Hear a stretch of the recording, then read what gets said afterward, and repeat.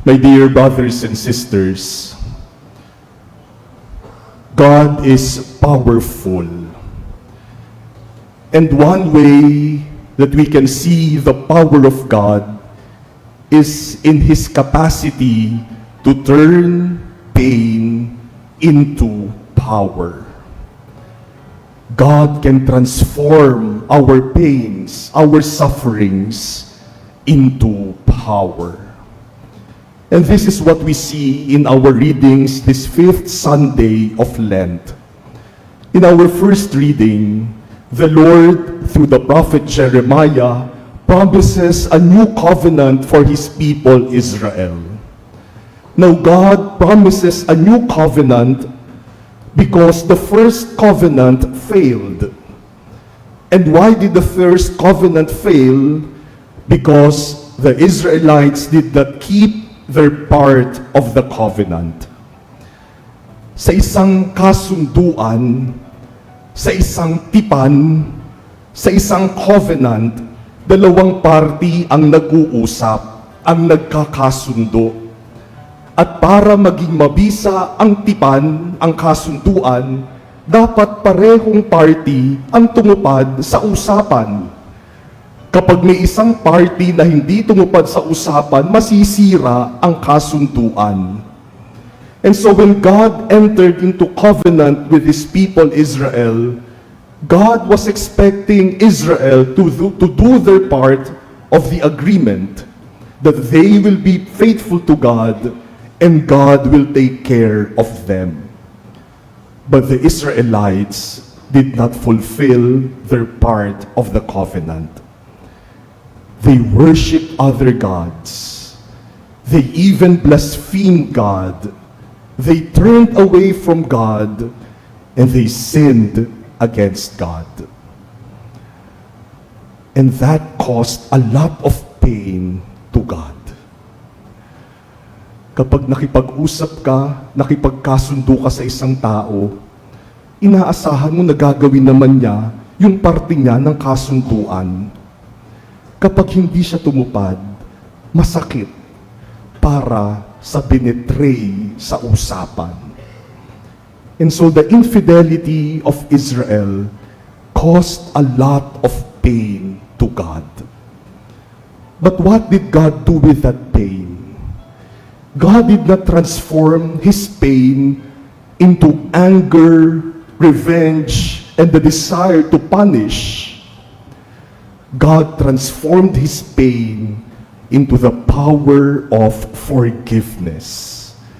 That is why He offers a new covenant to the Israelites. By offering a new covenant, God is telling them, I will forgive your evil doing, and I will remember your sins no more.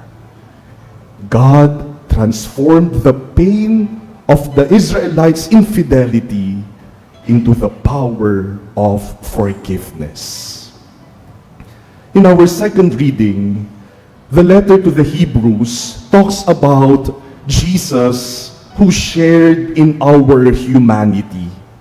Si Jesus nakibahagi sa ating pagkatao.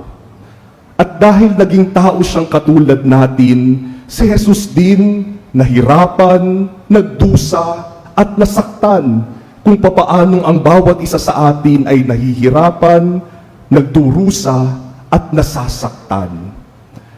But even though Jesus, like any human being, experienced pain and suffering in this world, those pain and suffering did not make Him bitter, but they made Him better. That is why the second reading tells us, son though He was, He learned obedience from what He suffered.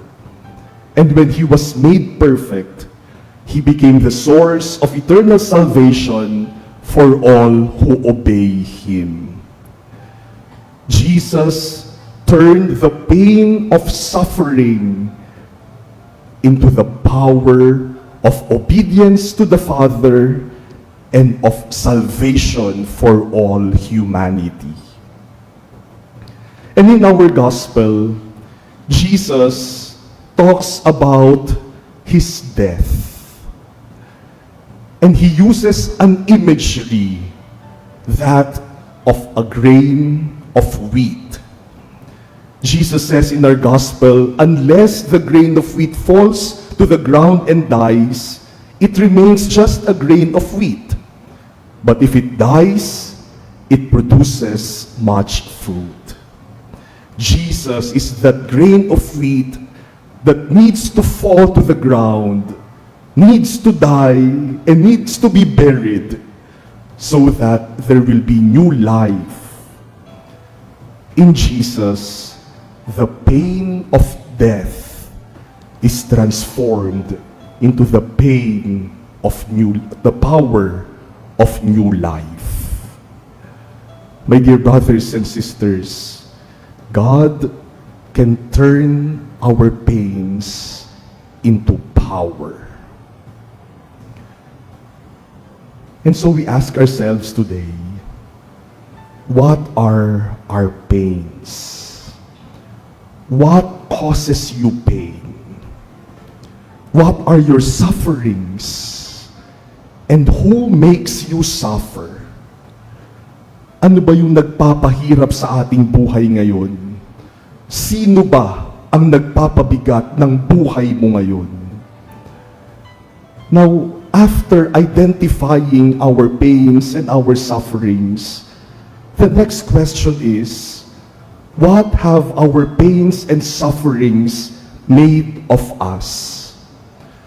Alam niyo mga minamahal na kapatid, yung mga bagay na nagpapahirap sa atin, nakakasakit sa atin at nagpapadusa sa ating buhay, binabago tayo niyan. Nagiging ibang tao tayo dahil sa ating mga pinagdaraanan sa buhay. Pero ang tanong, ano ang ginawa sa iyo ng mga paghihirap, mga sakit at pagdurusa na pinagdaraanan mo? Have your pains become power? And what kind of power? Sometimes we turn our pains into the power of revenge, the power of anger. Dahil nasaktan, dahil nahirapan, gustong maghiganti. Galit na galit, masama ang loob. Or sometimes, the pain of suffering is turned into the power of punishment, of indifference, of violence. Or sometimes the pain of suffering deprives us of power. It makes us weak and soft. Dahil nasaktan, dahil nahirapan, sa halip na maging mas mabuti, lalong humina ang loob. Takot, maraming pangamba, mahina ang puso. What have your pains made out of you? What have your sufferings transformed you to become? I read a story about a young lady who talked to her mother because life has been so difficult for her. Sabi niya sa nanay niya, ang bigat-bigat na ng pinagdaraanan niya sa buhay. Parang hindi na niya kaya na mabuhay pa. And so after her litany of complaints, of stories, of difficulties and pains, her mother took her to the kitchen. And without saying a word, her mother took 3 pots, filled them with water, and put them on the burners. On the first pot, the mother placed an egg. On the second pot, the mother placed a carrot. And on the third pot, the mother placed grains of coffee beans, ground coffee beans. Kaya nagtataka tong babae, ano bang ginagawa ng nanay ko? Pagkatapos kong magsabi ng mga problema ko sa kanya, magluluto pa yata. Now the mother, without saying any word, allowed those three elements in those pots to sit and boil for 20 minutes.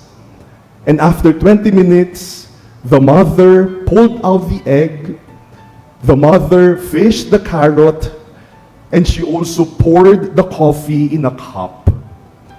And then she turned to her daughter and asked, "What do you see?"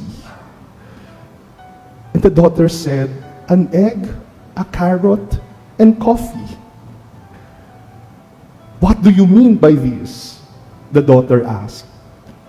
And the mother said, "You see, all these three faced the same adversity, boiling water, but they reacted differently.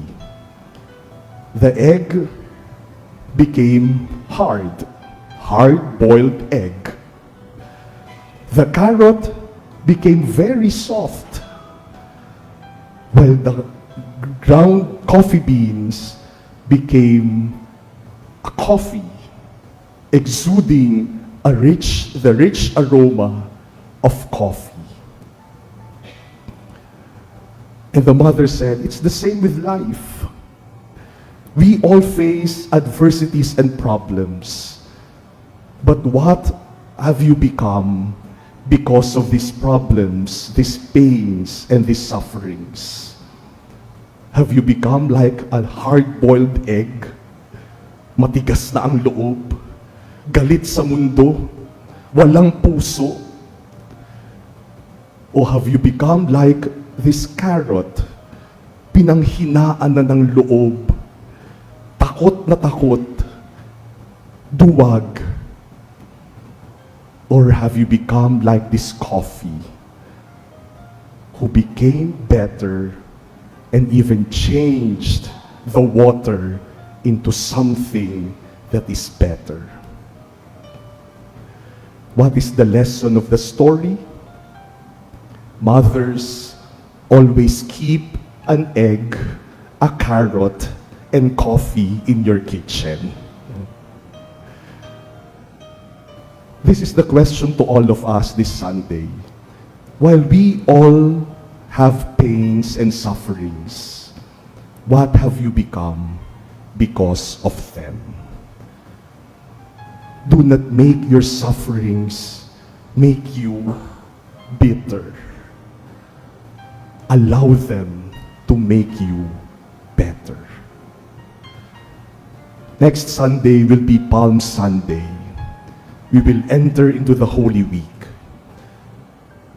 And as we draw close to Holy Week, let us marvel at the power of God, at the love of God that can turn the most painful and the ugliest experience of death into the most beautiful power of life and love.